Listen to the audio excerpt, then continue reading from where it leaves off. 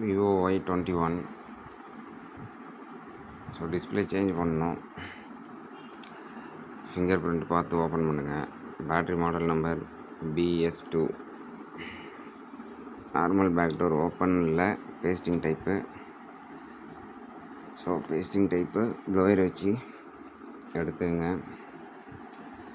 Okay, finger பிரிண்ட்டை cut ஆகாமல் கரெக்டாக பார்த்து எடுத்துங்க. நம்ம இது டிஸ்பிளே மாற்ற போகிறோம்.